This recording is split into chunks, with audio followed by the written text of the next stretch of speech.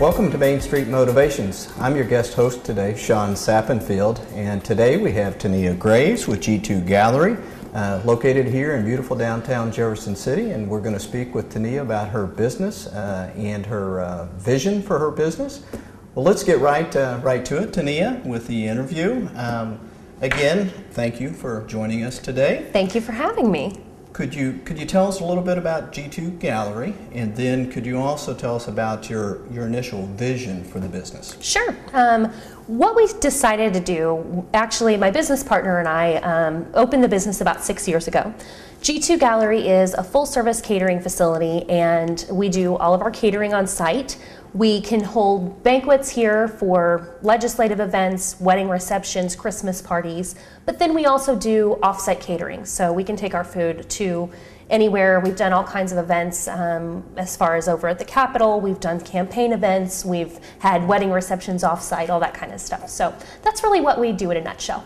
Well, you obviously have a very nice business now. How long have you been in business here at this location? We opened January of 2000, so this is our 6th year. 6 years? Yeah, yeah. Six-year so anniversary. I know, well, it's very exciting. Congratulations.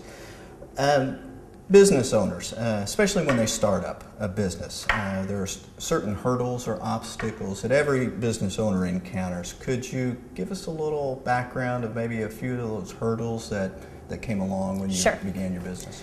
When we started the business, it was really a labor of love for us. We're not from wealthy families. We didn't have a lot of income. And so really what Casey and I struggled with the most in the beginning was financing. It's a common problem for a lot of individuals to figure out financing, especially in this economy. Might have been a little easier when we started, but you know, writing that business plan, making sure that we had a solid game plan of really what we were going to do, and then being able to take that to a bank and talk to people and make sure that it was affordable for what we were going to do as well.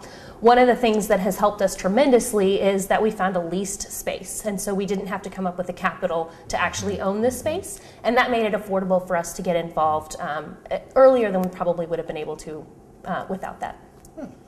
There are always, as you said, you know, there's obstacles with a small business owner, and when you get into the business, but also there's usually a mentor or someone that you feel comfortable about going to with questions, concerns, or issues. Did you have someone like that in your life in the beginning or even now? Absolutely. We were in the business beforehand. Both of us worked. I worked as a banquet coordinator. My business partner Casey worked as a chef at other small restaurants, but we didn't know about the starting of the business and how to actually run a business. And so we looked to a lot of community members for help. One of the things that we did that was probably the most beneficial was we got involved with associations. The Downtown Jefferson City Association was fabulous. We made a lot of great contacts, and they were able to help us out with any questions that we had. They helped us get out there in the community and start marketing ourselves, and that was really instrumental. The Chamber of Commerce, again, we used those resources that were available to us, and honestly, just some local business people that we made friends with or we had an event for or something like that, that people are really, really willing to help. If you will reach out to them and ask some questions, we've found that we've had great relationships here in Jefferson City, and it's just been phenomenal. Excellent, excellent. Very good to hear. Catering in the restaurant business here in Jefferson City is very competitive, and you can see that, you know, around town with all of the establishments. How does G2 Gallery separate themselves from the competition? What is your niche? Sure. When we started our business, we wanted to provide upscale events at affordable prices. We wanted to have an independent banquet center, which is not something that you find everywhere. Most banquet centers are attached either to a restaurant or to a hotel. And so we wanted an independent venue that people could go to where they could have a nice private event. They could get some things that they don't necessarily see everywhere. We try to provide comfort foods with an upscale twist. But when we looked at the market and we did market research, we really found that there were kind of the low-end catering facilities that would offer food to the masses, but they weren't necessarily those foods that you look for that's a little bit more upscale. and they were at a lower price point. And then there were also the higher end facilities that provided those upscale foods, but they weren't as affordable for most individuals or most people who are looking at doing a small private event. And so when we found this space, which is a gorgeous upscale space, we were able to really hit that niche. And so we provided we did all of our pricing in between those two categories, and we really feel like that has become one of our distinguishing features. The other thing that we do to distinguish ourselves is we are the closest banquet center to the Capitol. So we are our location has been key to what we do, and that's really a distinguishing factor for us as well. You just mentioned your relationship, when the legislature is in session, weddings and events. What is the time of the year that is, I guess, the most pressing for you? Well, we actually have 3 seasons here. We do legislative events throughout the first part of the year. The legislature is in session from January through May.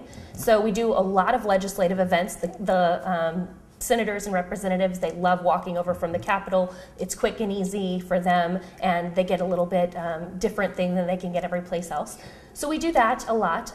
Weddings take up usually from about March to October, so that's pretty busy on the weekends. We're pretty full. And then, of course, Christmas is always a very popular season. It's probably our biggest month. We have events pretty much every day of the week during the weeks before Christmas. So I would take it that this is not an 8-to-5 job for you. This is not an 8-to-5 job for us. You really have to be very passionate when you go into business for yourself. I've always said that the best thing about being your own business owner is that you get to pick the 80 hours that you work. So, as far as we're concerned, there's a lot of long days, but there's also a lot of flexibility that comes with it. So, it's pretty neat to be your own business owner. Excellent, excellent. Owning your own business, you hear a lot that it can be, very rewarding. Do you agree with that statement? Oh, absolutely. This business has been a huge opportunity for me and for Casey. We have been able to meet people we never would have been able to meet. We've been able to do things we never would have been able to do. We've been able to cater. We catered for the Chinese ambassador when he came in the house lounge, and it was this beautiful setup. That's not something everybody gets to do. We got to cater for Joe Biden's campaign when they came into town 4 years ago. We were able to, work on a river barge where the Convention and Visitors Bureau took people up and down the river here in Missouri.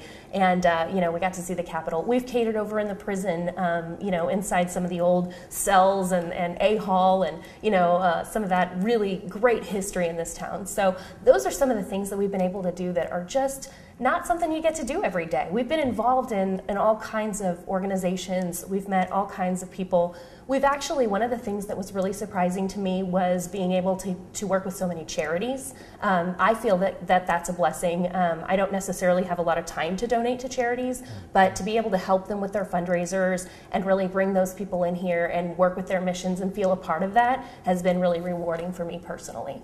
Excellent. If you could give some advice to a budding entrepreneur, what advice or pieces of advice would you provide?